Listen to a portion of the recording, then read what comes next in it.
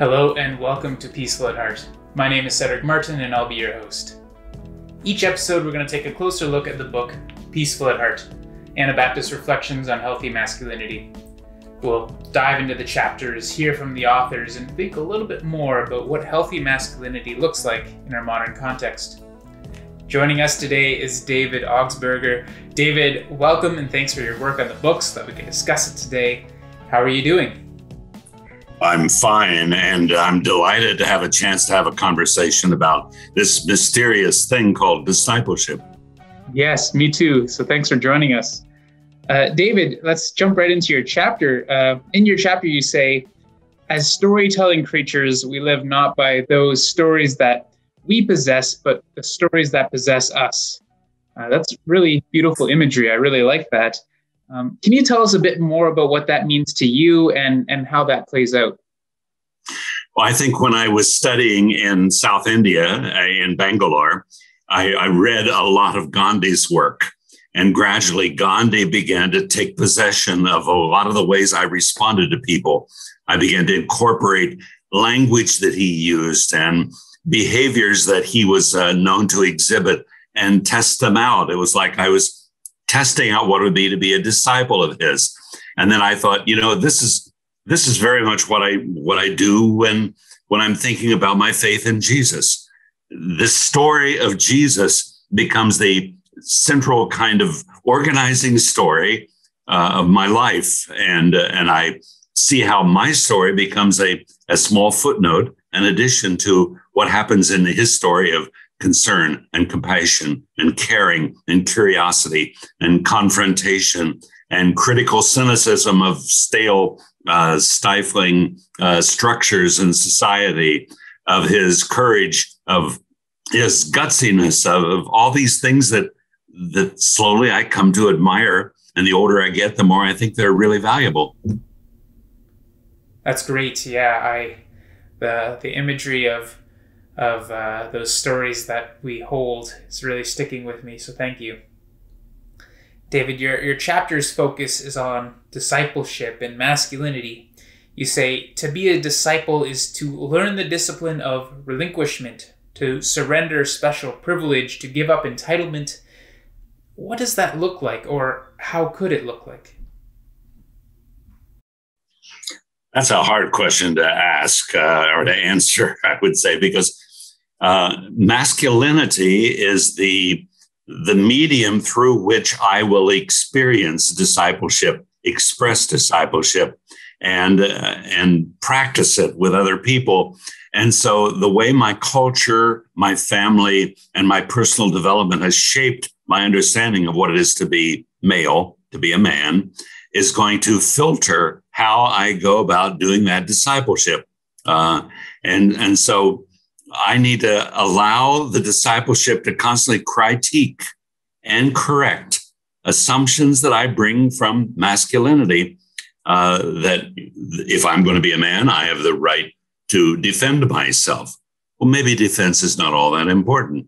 If I'm going to be a man, I have a right to be entitled to take over and fill the room when I walk into the room. Oh, maybe I don't. Maybe I should step in as a shadow and observe what's going on and listen. If I'm going to be a man, my point of view is really more important than the women in my life. Are you kidding? They frequently see, hear, understand, and intuit things that I totally miss because my experience has not connected me to relationships as tightly. And my answer is getting too long. No, not at all. So it's sort of a sense of awareness too about what presence you have. Yeah, it is. It's a constant cleaning and correcting of the filters that allow us to admit experience into our lives and to see through those to reality for what really is. Yeah. Yeah, for sure. David, I appreciate how you talk about the sort of temptation to skip over much of Jesus's life, the incarnation, and then to the passion of Christ. What does discipleship look like when we refocus on the teachings of Jesus?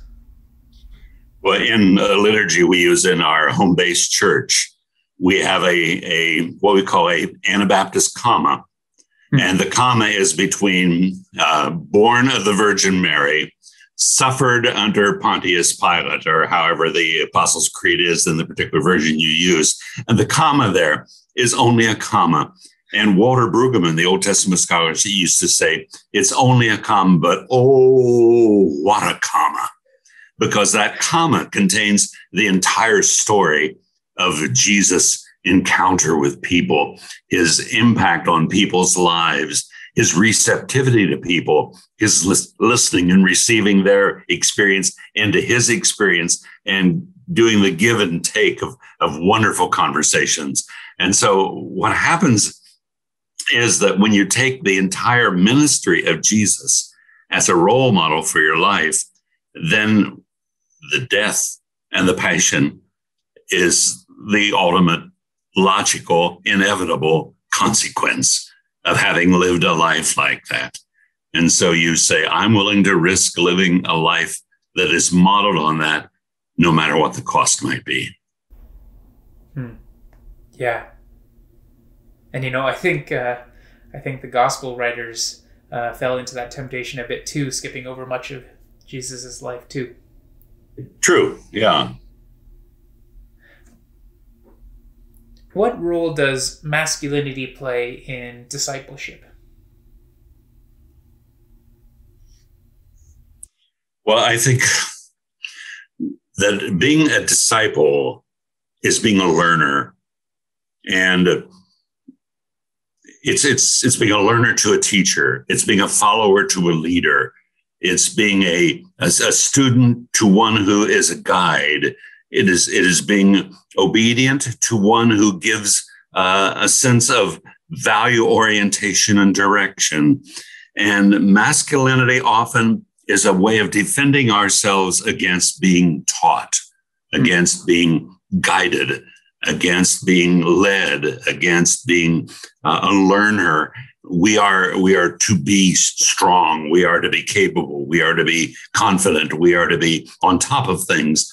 And relinquishing that, giving up entitlements, becoming vulnerable and open to learn and receive and respond to other people so that you're a living, breathing part of the human fabric and human community, opens it to a different kind of masculinity, a masculinity that is not androgynous in the common sense that it's doesn't have a sense of its particular focus, but it's gaining everything that is possible from the whole of human experience.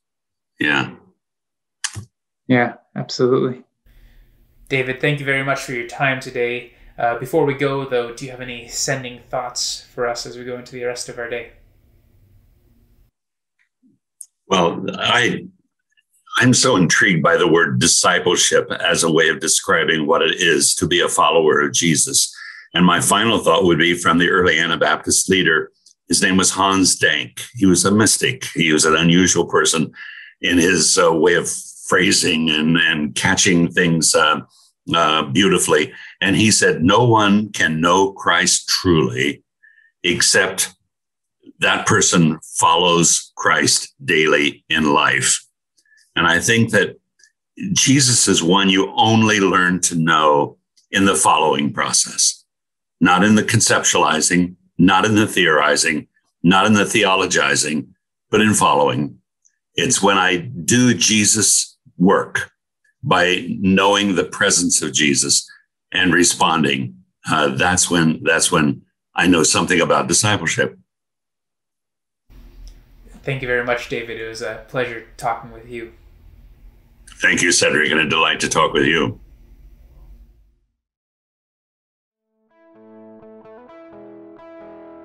Peaceful at Heart was recorded in the city of Takaranto, the land covered by Treaty 13 with the Mississaugas of the Credit.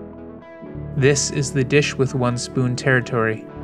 The Dish with One Spoon is a treaty between the Anishinaabe, Mississaugas, and Haudenosaunee that bound them to share the territory and protect the land. Subsequent Indigenous nations and peoples, Europeans, and all newcomers have been invited into this treaty in the spirit of peace, friendship, and respect. We all eat out of the dish, and all of us that share this territory with one spoon. We want to acknowledge the ancestral lands and waterways of the Mississaugas of the Credit, the Anishinaabeg, the Chippewa, the Seneca, the Haudenosaunee, and the Wendat peoples. Takaranto is now home to many diverse First Nations, Inuit, and Métis peoples. We wish to thank them and any other nations who cared for this land. Colonization is a continuing form of oppression, so it is important that we acknowledge the lands and digital spaces that we are holding and taking up. We remember the acknowledged and unacknowledged, recorded and unrecorded, past, present, and future. We are all treaty people.